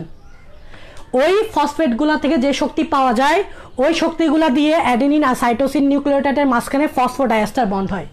সব ক্ষেত্রে এরকম। তাহলে দেখো এখানে আসবে কি গুয়ানিন, এখানে অ্যাডেনিন, এখানে থাইমিন, এখানে সাইটোসিন, এখানে গুয়ানিন, এখানে থাইমিন, এখানে গুয়ানিন, এখানে সাইটোসিন, এখানে গুয়ানিন, এখানে থাইমিন। তাহলে একটা নতুন ডিএনএ স্ট্র্যান্ড তৈরি হয়ে গেছে না? দেখো তো একটা নতুন ডিএনএ স্ট্র্যান্ড কি হয়ে গেছে, তৈরি হয়ে গেছে। অ্যান্ড ডিরেকশনটা হচ্ছে 5 প্রাইম টু 3 প্রাইম। তাহলে নতুন নিউক্লিওটাইড সিনথেসিস হয়ে গেছে। দেখছো এই কাজটা কে করছে, ডিএনএ পলিমারেজ 3। এর কোনো অসুবিধা হয় না, কারণ এটা হচ্ছে 3 প্রাইম এন্ড। কারণ DNA only add nucleotide on 3 prime end. This is 3 prime end. That's why এটা continuously nucleotide add করে গেছে কে, ডিএনএ পলিমারেজ 3। যার কারণে এটা যেহেতু কন্টিনিউসলি নিউক্লিওটাইড অ্যাড করে গেছে, তাই এটাকে আমরা বলবো লিডিং স্ট্র্যান্ড। এটাকে আমরা বলবো লিডিং স্ট্র্যান্ড। ডিএনএ পলিমারেজ 3 যেহেতু কন্টিনিউসলি নিউক্লিওটাইড অ্যাড করে গেছে, তাই এটাকে বলবো আমরা leading strand 5 prime to 3 prime. Okay, direction সবসময় 5 প্রাইম টু 3 প্রাইম হবে, কোনো সমস্যা হয় না। কেন? কারণ this is 3 prime and DNA polymerase 3 can only add nucleotide on 3 prime end. That's why এখানে কোনো প্রবলেম হয় নাই, কন্টিনিউসলি ডিএনএ স্ট্র্যান্ড সিনথেসিস করে গেছে। That's why it is called leading strand. But now এটা, আচ্ছা সরি, এটা 5 প্রাইম, এটা হবে 5 প্রাইম, এটা কি হবে 5 প্রাইম। ওকে, এটা হবে 3 প্রাইম। নাও এই স্ট্র্যান্ডের দিকে তাকাও, এখানে প্রথমে একটা প্রাইমার তৈরি করতে হবে। যেমন দেখো এখানে আমি একটা কি তৈরি করছি, প্রাইমার তৈরি করছি না, দিস ইজ প্রাইমার। এতটুকু পর্যন্ত এটা হচ্ছে কি প্রাইমার। প্রাইমার ছাড়া কিন্তু ডিএনএ পলিমারেজ 3 নিউক্লিওটাইড অ্যাড করতে পারবে না, কি ছাড়া, প্রাইমার ছাড়া। এখন দেখো এখানেও তো প্রাইমার, কিন্তু একটা সমস্যা আছে। কি সমস্যা বলো তো? সমস্যাটা হচ্ছে এখানে কিন্তু 3 প্রাইম এন্ড নাই, এখানে হচ্ছে 5 প্রাইম এন্ড। এখানে কিন্তু 3 প্রাইম এন্ড ছিল, যার কারণে প্রাইমার তৈরি হয়েছে, এবং প্রাইমার তৈরি হওয়ার পর ডিএনএ পলিমারেজ 3 কি করলো, কন্টিনিউয়াসলি নিউক্লিওটাইড।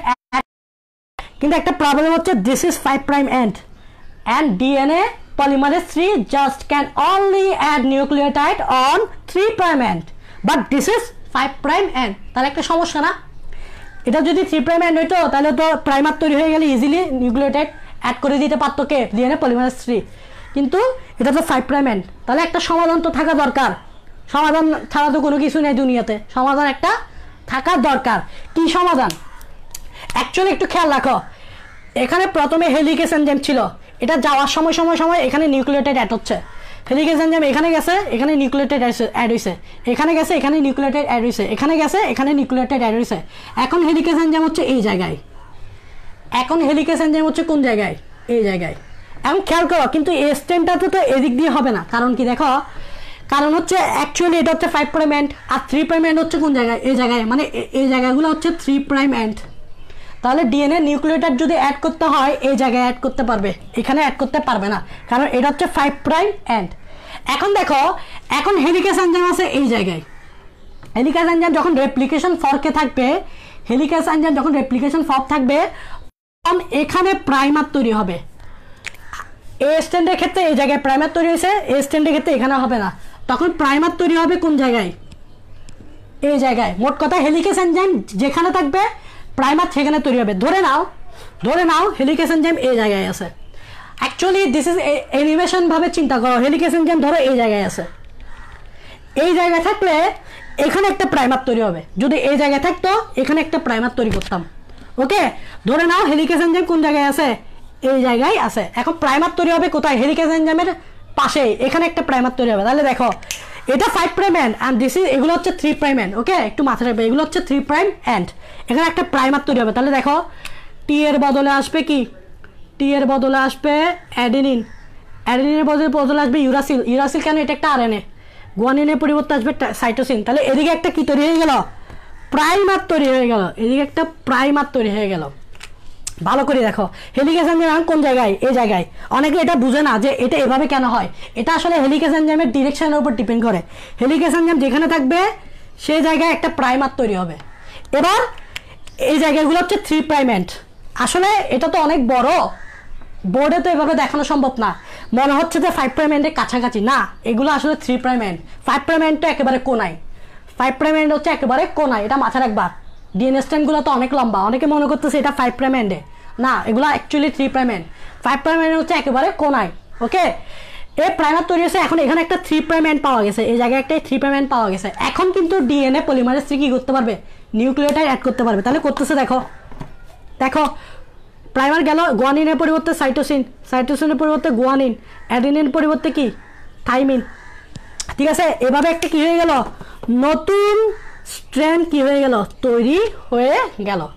দেখছো, দিস ইজ প্রাইমার, নতুন স্ট্র্যান্ড তৈরি হয়ে গেল। অ্যান্ড ডিরেকশনটা দেখো, ডিরেকশন হচ্ছে 5 প্রাইম টু 3 প্রাইম। এটা যদি 5 প্রাইম টু 3 প্রাইম হয়, এটা হবে 5 প্রাইম টু 3 প্রাইম। তাহলে একটা ডিএনএ স্ট্র্যান্ড পেয়ে গেছি না। আচ্ছা, হেলিকেজ এনজাইম কি এখন এখানে আছে, এবার হেলিকেজ এনজাইমটা চলে আসছে এই জায়গায়, ভালো করে খেয়াল করো, হেলিকেজ এনজাইমটা এবার চলে আসছে কোন জায়গায়, এই জায়গায়। এবার প্রাইমারটা তৈরি হবে কোথায় বলো তো, একটা জিনিস মাথায় রাখবা, এখানে কয়টা প্রাইমার তৈরি হয়েছে, এখানে কয়টা প্রাইমার তৈরি হয়েছে, একটা প্রাইমারই যথেষ্ট এই স্ট্যান্ডে, ফু করে হয়ে গেল। কিন্তু এই স্ট্যান্ডে এখানে একটা প্রাইমার তৈরি হয়েছে, এবার হেলিকেজ এনজাইমটা যেহেতু এই জায়গায় আসছে, এখানে একটা প্রাইমার তৈরি হবে এবার। তাহলে আমাদের কাজ হচ্ছে এবার কি জায়গা, এখানে একটা প্রাইমার তৈরি করা। তাহলে করো, টি এর বদলে আসবে এ, জি এর বদলে আসবে সি, সি এর বদলে আসবে জি, এখানে একটা কি তৈরি হয়ে গেল, প্রাইমার তৈরি হয়ে গেল। এই জায়গায় একটা কি তৈরি হয়ে গেল, প্রাইমার। মাথায় রাখবা, এই স্ট্যান্ডে কিন্তু অনেকগুলো প্রাইমার থাকবে।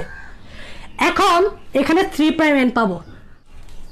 দেখো, এখানে একটা প্রাইমার তৈরি হয়েছে না, এই জায়গায় হেলিকেজ এনজাইমের কারণে এই জায়গায় একটা আরেকটা প্রাইমার তৈরি হয়েছে, যার কারণে এখানে একটা 3 প্রাইম এন্ড আছে, এখানে একটা কি আছে, 3 প্রাইম এন্ড আছে। This is 3 prime, this is 3 prime. এখানে ইজিলি নিউক্লিওটাইড অ্যাড করতে পারবে কে, ডিএনএ পলিমারেজ 3। তাহলে নিউক্লিওটাইড অ্যাড করতে দেখো, গুয়ানিন, সাইটোসিন, অ্যাডেনিন। এই আরেকটা নতুন ডিএনএ স্ট্র্যান্ড কি করলো, তৈরি করলো, আরেকটা নতুন ডিএনএ স্ট্র্যান্ড তৈরি করলো। এই জায়গাতে একটা ডিএনএ স্ট্র্যান্ড তৈরি হয়েছে, এই জায়গায় আরেকটা ডিএনএ স্ট্র্যান্ড কি হইলো, তৈরি হইলো। এভাবে যে খণ্ড খণ্ড আকারে, এভাবে যে খণ্ড খণ্ড আকারে ডিএনএ নতুন স্ট্র্যান্ড তৈরি হচ্ছে, এগুলোকে বলা হয় ওকাজাকি ফ্র্যাগমেন্ট বা ওকাজাকি খণ্ড। এটা একটা ওকাজাকি খণ্ড, এটা একটা ওকাজাকি খণ্ড, ওকাজাকি খণ্ড, ওকাজাকি খণ্ড। তো এই ধরনের স্ট্রেনকে বলা হয় ল্যাগিং স্ট্রেন। কারণ কি? কারণ এটা ডিসকন্টিনিউয়াসলি হচ্ছে, ফ্র্যাগমেন্ট আকারে হচ্ছে। একটা ফ্র্যাগমেন্ট ডিএনএ, একটা নতুন ডিএনএ সিনথেসিস হলো ফ্র্যাগমেন্ট আকারে, আর একটা নতুন ডিএনএ স্ট্রেন তৈরি হলো ফ্র্যাগমেন্ট আকারে। যার কারণে এই ধরনের স্ট্রেনকে আমরা বলি ল্যাগিং স্ট্রেন। এতটুকু পর্যন্ত তোমরা বুঝতে পারছো, লিডিং স্ট্রেন কন্টিনিউয়াসলি হয় আর ল্যাগিং স্ট্রেন ডিসকন্টিনিউয়াসলি হয়, মানে ফ্র্যাগমেন্ট আকারে হয়, এবং ফ্র্যাগমেন্টগুলোকে বলা হয় ওকাজাকি ফ্র্যাগমেন্ট। এতটুকু পর্যন্ত ওকে।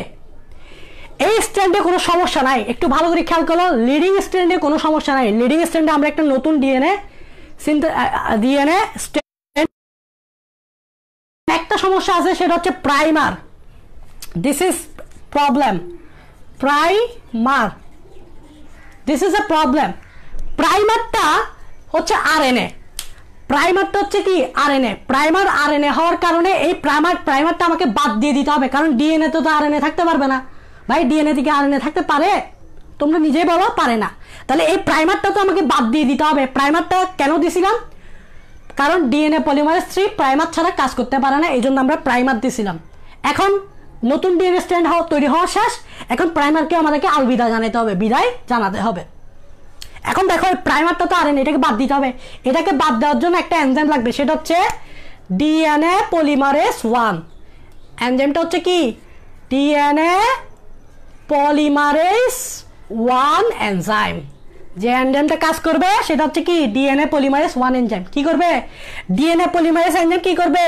এই প্রাইমারটা বাদ দিয়ে দিবে। দেখো প্রাইমারটা কি করে দিচ্ছি আমি, বাদ দিয়ে দিচ্ছি। ডিএনএ পলিমারেজ 1 কি করবে? প্রাইমারটা বাদ দিয়ে দিবে। তো প্রাইমারটা বাদ দেওয়ার কারণে ওখানে একটা গ্যাপ ক্রিয়েট হবে না? একটা গ্যাপ ক্রিয়েট হয়েছে না? তো গ্যাপটা এরকম থাকলে হবে? এটাকে আবার ফিল করতে হবে না? এই ফিল করার দায়িত্বটাও কার? ডিএনএ পলিমারেজ 1 এর। তাহলে ডিএনএ পলিমারেজ 1 এর দুইটা দায়িত্ব, একটা হচ্ছে প্রাইমারটাকে বাদ দিয়ে দেওয়া, প্রাইমারটা বাদ দেওয়ার কারণে যে গ্যাপটা ক্রিয়েট হবে ওইটা ফুলফিল করার দায়িত্বটা কার? ডিএনএ পলিমারেজ 1 এ। কি দিয়ে ফুলফিল করবে? নিউক্লিওটাইড দিয়ে, সোজা হিসাব। কি দিয়ে? নিউক্লিওটাইড। সাইটোসিনের পরিবর্তে গুয়ানিন, গুয়ানিনের পরিবর্তে সাইটোসিন, অ্যাডেনিনের পরিবর্তে থাইমিন। হয়ে গেল আমাদের নতুন ডিএনএ তৈরি, হয়ে গেল আমাদের নতুন ডিএনএ তৈরি। লিডিং স্ট্র্যান্ডে আর কোনো সমস্যা নাই, all okay, all okay. But যত প্রবলেম সব ল্যাগিং স্ট্র্যান্ডে, যত প্রবলেম সব ল্যাগিং স্ট্র্যান্ডে। আমরা দেখো ল্যাগিং স্ট্র্যান্ডে কি সমস্যা।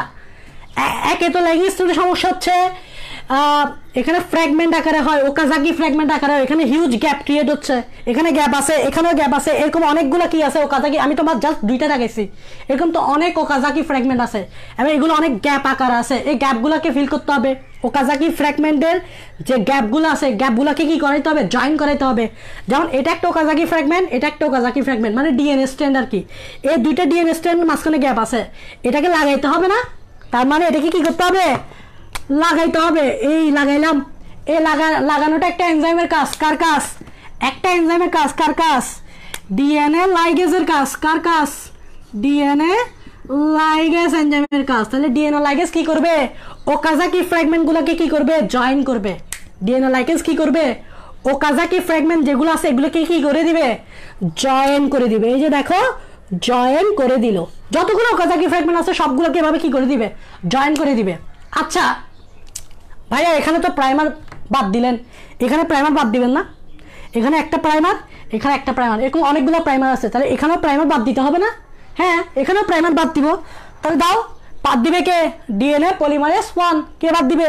বাদ দাও। ডিএনএ পলিমারেজ 1 প্রাইমার বাদ দিল, ডিএনএ পলিমারেজ 1 প্রাইমার বাদ দিল। তো এই প্রাইমারগুলো বাদ দিলে যে গ্যাপটা ক্রিয়েট হয় এগুলো ফুলফিল করবে কে? Same DNA polymerase 1। কি দিয়ে? নিউক্লিওটাইড দিয়ে। তাহলে করো, নিউক্লিওটাইড দিয়ে যদি দাও তাহলে এটা হবে থাইমিন, অ্যাডিনের পরিবর্তে থাইমিন। এটা হবে কি? এটা হবে adenine and this is guanine. হয়ে গেল ফুলফিল। এখানে প্রাইমারটা বাদ দিয়ে দিলাম, তাহলে এখানে হবে কি? এখানে হবে থাইমিনের পরিবর্তে অ্যাডেনিন অ্যান্ড সাইটোসিনের পরিবর্তে গুয়ানিন। তাহলে কি হয়ে গেল? ফুলফিল হয়ে গেল। আর তারপর এভাবে ডিএনএ লাইগেজ এনজাইম এগুলো সবগুলোকে কি করে দিবে? জয়েন করে দিবে। এখানেও আছে, ধরো এখানেও সাইটোসিন, এখানেও গুয়ানিন, এখানে অ্যাডেনিন, সবগুলোকে এভাবে ডিএনএ লাইগেজ এনজাইম কি করে দিবে? জয়েন করে দিবে। তাহলে এখানে আর কোনো প্রাইমার নাই, আর কোনো ওকাজাকি ফ্র্যাগমেন্ট নাই। ওকাজাকি ফ্র্যাগমেন্টগুলো ডিএনএ লাইগেজ এনজাইম কি করে দিছে? জয়েন করে দিছে। তাহলে হয়ে গেল ল্যাগিং স্ট্র্যান্ডে আমাদের আরেকটা নতুন ডিএনএ, আরেকটা নতুন ডিএনএ। তো এভাবে একটা ডিএনএ থেকে আমরা কয়টা ডিএনএ পাচ্ছি? একটা ডিএনএ, দুইটা ডিএনএ, টোটাল কয়টা ডিএনএ পাচ্ছি? দুইটা ডিএনএ। একটা হচ্ছে লিডিং স্ট্র্যান্ড আর একটা হচ্ছে ল্যাগিং স্ট্র্যান্ড। যত সমস্যা সব ল্যাগিং স্ট্র্যান্ডে, একটা মাথায় রাখবা, যত সমস্যা সব ল্যাগিং স্ট্র্যান্ডে। এটা তো বুঝে গেলাম। আচ্ছা ভাইয়া বুঝে গেলাম, ঠিক আছে, কমপ্লিট দুইটা ডিএনএ পেয়ে গেলাম আমরা। কিন্তু একটা সমস্যা আছে, সেটা হচ্ছে ডিএনএতে কিছু ভুল হয়। ডিএনএতে কিছু ভুল হয়, মাঝে মধ্যে কিছু ভুল হয়। ভুল কি? মিসম্যাচ হয়। মিসম্যাচ মানে কি? দেখা যায় মাঝে মধ্যে, আমরা জানি নর্মালি অ্যাডেনিন থাইমিনের পরিবর্তে কি বসে? অ্যাডেনিন। তো মাঝে মধ্যে দেখা যায় যে থাইমিনের পরিবর্তে অ্যাডেনিন না বসে থাইমিনের পরিবর্তে কি বসে গেল? সাইটোসিন বসে গেল। এরকম কি সম্ভব? তোমরা বলো। থাইমিনের পরিবর্তে তো কখনো সাইটোসিন বসে না, কিন্তু এরকম ভুল হয়ে থাকে। তো এই ভুলগুলো যখন হবে, এগুলো চেকিং করতে হবে না? আমরা যখন পরীক্ষার খাতায় লিখি তখন আমরা রিভাইজ দিই। খাতা জমা দেওয়ার আগে কি করি? রিভাইজ দিই, চেক করি না? এটাকে বলে প্রুফ রিডিং। এটাকে কি বলে? চেক করাটাকে বলে প্রুফ রিডিং। এই চেকটা কে করবে? এই চেকটা করবে ডিএনএ পলিমারেজ 3 এর এপসাইলন নট সাব ইউনিট। কোন? আমরা জানি ডিএনএ পলিমারেজ 3 এর 3টা সাব ইউনিট আছে, আমি শুরুর দিকে বলছিলাম, এখানে আর বলতেছি না। এপসাইলন সাব ইউনিট এই জিনিসটা চেক করবে, সেটা কি? ডিএনএর এই নিউক্লিয়েটেড বেস পেয়ারিংয়ে, কমপ্লিমেন্টারি নিউক্লিয়েটেড বেস পেয়ারিংয়ে কোনো এরর আছে কিনা। মানে এভাবে থাইমিনের পরিবর্তে অ্যাডেনিন নাম এসে থাইমিনের পরিবর্তে অন্য কোনো বেস বসে যায় কিনা, এটাকে চেক করাটাকে বলা হয় প্রুফ রিডিং। এটা কে করবে? ডিএনএ পলিমারেজ 3 এর এপসাইলন নট সাব ইউনিট। আচ্ছা, এখন চেক তো করলো, তাহলে একটা ভুল পাইলো, ধরো এটা, এই ভুলটা পাইছে, এই ভুলটা এখন সংশোধন করতে হবে না? এই ভুলটাকে এখন রিপেয়ার করতে হবে না? এটাকে রিপেয়ার করতে হবে না? এই রিপেয়ার করার দায়িত্বটাও কার? ডিএনএ পলিমারেজ 3 এর এপসাইলন নট সাব ইউনিট। এই রিপেয়ার করার দায়িত্বটাও কার? ডিএনএ পলিমারেজ 3 এর এপসাইলন নট সাব ইউনিট। তাহলে কিভাবে রিপেয়ার করবে? সাইটোসিনটা বাদ দিয়ে দিবে, সাইটোসিনটাকে কেটে বাদ দিয়ে দিবে, এবং এটা পরিবর্তে কি বসাবে? থাইমিনের পরিবর্তে অ্যাডেনিন। এই যে রিপেয়ার করে দিল। কি করে দিল? রিপেয়ার করে দিল। তাহলে ডিএনএ প্রুফ রিডিং আর রিপেয়ার করার দায়িত্ব, প্রুফ রিডিং আর রিপেয়ারিং করার দায়িত্বটা কার? ডিএনএ পলিমারেজ 3 এর epsilon not subunit. And all okay, আর কোনো সমস্যা নাই, অল ইজ ওকে। এটাই হচ্ছে ডিএনএ রেপ্লিকেশন। একটা ডিএনএ থেকে দুইটা ডিএনএ পাইছি। আমি কিন্তু খুব আস্তে আস্তে শুরুর দিকে এনজাইমগুলোর ফাংশন বলে দিছি, কারণ এনজাইমগুলোর ফাংশন বলে দেওয়াতে কি সুবিধা হয়েছে, আমি এখন ইজিলি এগুলো তোমাদেরকে বোঝাতে পারতেছি, তোমরাও ইজিলি বুঝতেছো। কারণ কি, শুরুর দিকে এনজাইমের ফাংশন যদি বলে দিই, এখানে এক একটা এনজাইমের কাজ থাকবে, প্রতিটা পদক্ষেপে এক একটা এনজাইমের কাজ থাকবে, এবং কাজগুলো বলে দেওয়া একদম ইজি হয়ে যায়, তোমরাও ক্যাপচার করতে তোমাদেরও সুবিধা হয়। তাহলে অল ইজ ওকে, একটা থেকে দুইটা DNA, this is called DNA replication. এখন ডিএনএ রেপ্লিকেশন তো শেষ, তোমাদেরকে আমি আরেকটা ইনফরমেশন বলবো যেটা বইয়ে নাই, এটা একটা ইনফরমেশন বলবো। ডিএনএ পলিমারেজ 3 এর কি ফাংশন? ডিএনএ পলিমারেজ 3 এর এপসাইলন সাব ইউনিটের কাজ হচ্ছে কি করা? প্রুফ রিডিং করা অ্যান্ড রিপেয়ারিং করা। এটা তো তোমরা, আমি একটু আগেই বলছি কিভাবে। সেটা হচ্ছে, এটা যদি ডিএনএ হয়, এটা 5 প্রাইম টু 3 প্রাইম, এটা 3 প্রাইম টু 5 প্রাইম, এখানে অ্যাডেনিন, এখানে thymine, guanine, cytosine, guanine, thymine, adenine. দেখো, আমরা জানি অ্যাডেনিনের পরিবর্তে থাইমিন বসে, গুয়ানিনের পরিবর্তে সাইটোসিন বসে, কিন্তু ডিএনএতে মাঝে মধ্যে এমন ভুল হয় যে অ্যাডেনিনের পরিবর্তে থাইমিন না বসে অন্য কিছু বসে যেতে পারে, যেমন গুয়ানিনের পরিবর্তে সাইটোসিন না বসে যেমন অ্যাডেনিন বসে যেতে পারে। এই ধরনের ভুলটা চেক করে কে? ডিএনএ পলিমারেজ 3 এর সাব ইউনিট, এটাকে বলে প্রুফ রিডিং। এই ধরনের ভুল আছে কিনা, এটা চেক করে কে? থাইমিন না এপসাইলন নট সাব ইউনিট। আবার এটা রিপেয়ার করে দেয় কিভাবে? এই যে একটা ভুল দেখছি না, এটা গুয়ানিনটা বাদ দিয়ে কি বসে দিবে? থাইমিন বসে দিবে, এটাকে বলে রিপেয়ারিং।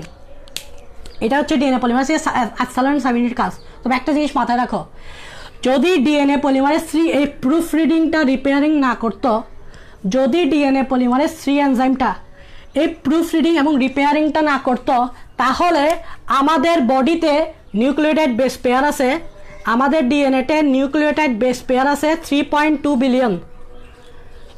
নিউক্লিওটাইড বেস পেয়ার আছে 3.2 বিলিয়ন। 3.2 বিলিয়ন মানে বুঝছো? তো এই 3.2 বিলিয়নের মধ্যে পার 10,000 নিউক্লিওটাইডে একটা ভুল হবে। 10,000 নিউক্লিওটাইড বেস পেয়ারে 10,000 নিউক্লিওটাইড বেস পেয়ারে একটা ভুল হয়। যেমন এটা একটা ভুল, এখানে যদি গুয়ানি না হয়, এটা একটা ভুল। কয়টা?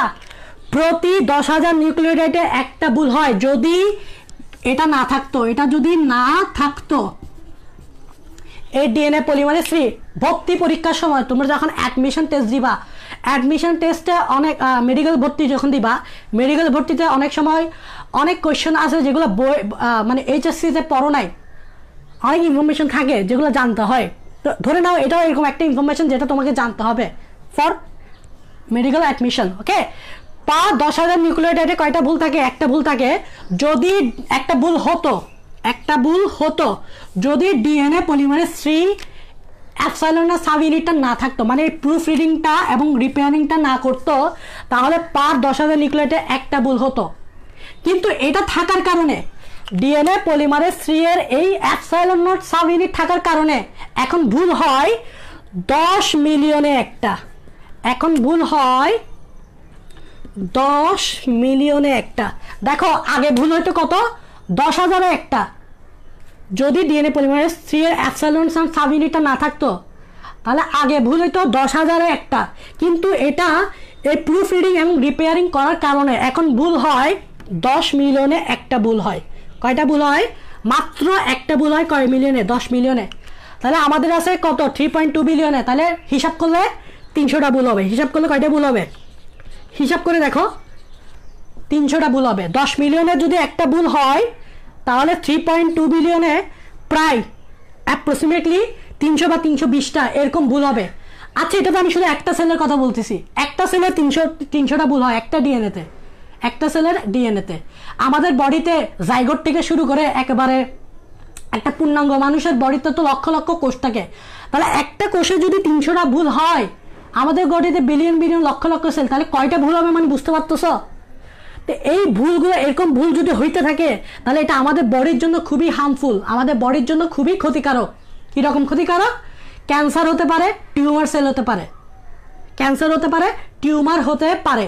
এরকম যদি ভুল 300টা ভুল হইতে থাকে, ডিএনএ পলিমারেজ 3 থাকার কারণেও 300টা ভুল হচ্ছে। ভালো করে খেয়াল করো, ডিএনএ পলিমারেজ 3 এই প্রুফ রিডিং এবং রিপেয়ারিং করার কারণেও করতেছে, তবুও 300টা ভুল হচ্ছে একটা সেলে।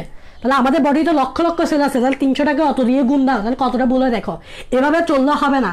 তাহলে একটা আমাদের বডিতে একটা ব্যবস্থা থাকতে হবে। আমাদের বডিতে কি থাকতে হবে? একটা ব্যবস্থা থাকতে হবে। এখন একটা সমস্যা কি, প্রবলেম কি, ডিএনএ পলিমারেজ 3 তো আছে, এটা থাকলে যথেষ্ট না। প্রতি সেলে 300টা ভুল হচ্ছে, এটা থাকলেও যথেষ্ট হচ্ছে না, 300টা ভুল হচ্ছে। তাহলে প্রতি সেলে যদি 300টা অনেকগুলা ভুল হবে, এরকম হইলে হবে না। তাহলে একটা ব্যবস্থা থাকতে হবে। তাহলে কি থাকতে হবে? এটার পাশাপাশি আরেকটা ব্যবস্থা থাকতে হবে। সেটা কি? সেটা হচ্ছে মিসম্যাচ কারেকশন এনজাইম। আরেকটা ব্যবস্থা থাকতে হবে এটার পাশাপাশি, ডিএনএ পলিমারেজ 3 এর এই প্রুফ রিডিং এর পাশাপাশি আরেকটা ব্যবস্থা থাকতে হবে। সেটা হচ্ছে মিসম্যাচ কারেকশন এনজাইম।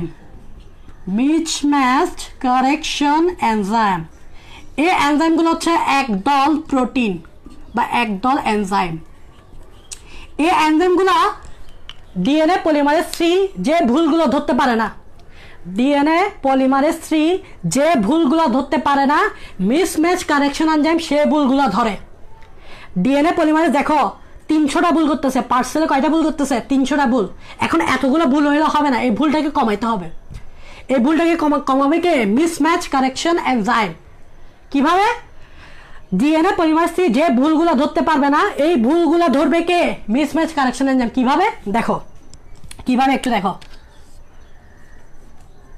এটা ডিএনএ, তাই না? 5 prime to 3 prime 3 prime to 5 prime, এখানে অ্যাডিনিন, এখানে থাইমিন, এখানে thymine, this is adenine, this is adenine, this is guanine, this is cytosine. Okay, দেখো অ্যাডিনিনের পরিবর্তে কি বসে? থাইমিন, তাহলে বসাইলাম। অ্যাডিনিনের পরিবর্তে কি বসে? থাইমিন, বসালাম। কি অ্যাডিনিনের পরিবর্তে আবার কি বসবে? থাইমিন, তবে এখানে বসলো গুয়ানিন, তাহলে এটা একটা ভুল, এটা একটা ভুল। আবার অ্যাডিনিনের পরিবর্তে এখানে থাইমিন বসালাম, গুয়ানিনের পরিবর্তে সাইটোসিন বসালাম, সাইটোসিনের পরিবর্তে গুয়ানিন বসালাম। আচ্ছা, এখানে কি কোনো ভুল আছে? আছে, একটা জায়গায় ভুল আছে, সেটা হচ্ছে কোনটা? কোন জায়গাটা?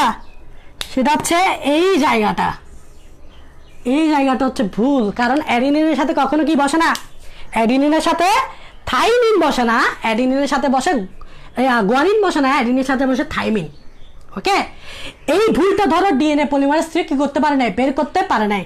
তো ডিএনএ পলিমারেজ 3 বের না করলেও এটা বের করবে কে? Mismatch correction enzyme. DNA polymerase 3 এই ভুলটা ধরতে না পারলে ভুলটা ধরবে কে? Mismatch correction enzyme. কিভাবে করে একটু দেখো। প্রথমে কি করবে? মিসম্যাচ কারেকশন এনজাইম যে জায়গায় ভুল আছে সেটা বের করবে। তাহলে কোন জায়গায় ভুল আছে? এই জায়গায়। তো মিসম্যাচ কি করবে? এই ভুলটা সহ কিছু অংশ কেটে নিবে, এই ভুলটা সহ কিছু অংশ, পাশের কিছু নিউক্লিওটাইডও কি নেবে? কেটে নিবে। দেখো ভালো করে, মিসম্যাচ কারেকশন এনজাইম কি করবে? দেখো এখানে একটা ভুল আছে, শুধু এই ভুলটা কাটবে না, ভুল সহ এই এর আশেপাশে কয়েকটা নিউক্লিওটাইডও কি নেবে? কেটে নিবে। তাহলে আমি কেটে নিলাম, দেখো কেটে নিলে কি পাচ্ছি? ঠিক আছে, এটা কি হচ্ছে? কেটে নিচ্ছে। কিভাবে? দেখো, অ্যাডিনিনও কেটে নিল, থাইমিনও কেটে নিল, অ্যাডিনিনও কেটে নিল, থাইমিনও কেটে নিল, গুয়ানিন তো ভুল আছে এটাও কেটে নিল, এবং থাইমিন এই অংশগুলো কি হলো? কেটে নিল। শুধু এই ভুলটা কাটে নাই, ভুলের আশেপাশে বাকিগুলো কি হয়েছে? কেটে নিছে। এখন কি করবে জানো? এবার এখান থেকে যে ভুলটা আছে ভুলটা বের করে দিবে। তাহলে এখানে কি ভুলটা আছে? গুয়ানিন, এই ভুলটা আছে। তো মিসম্যাচ কারেকশন এনজাইম এটা বের করে দিবে। বের করে দিয়ে গুয়ানিনের পরিবর্তে কি আসবে? এখানে গুয়ানিনের অ্যাডিনিনের পরিবর্তে গুয়ানিন ছিল না, তাহলে গুয়ানিনের পরিবর্তে আমাকে কি আনতে হবে? গুয়ানিনের পরিবর্তে থাইমিন আনতে হবে। তাহলে এখানে কি বসাই দিবে? থাইমিন বসাই দিবে। এবার এই জিনিসটা আবার এভাবে এসে জোড়া লাগাই দিবে। তাহলে এটা আবার এভাবে আসবে, এসে এখানে কি লাগাই দিবে? জোড়া লাগাই দিবে। দেখো এখন কি হয়ে গেল? এই জায়গায় কি চলে আসলো? থাইমিন চলে আসলো।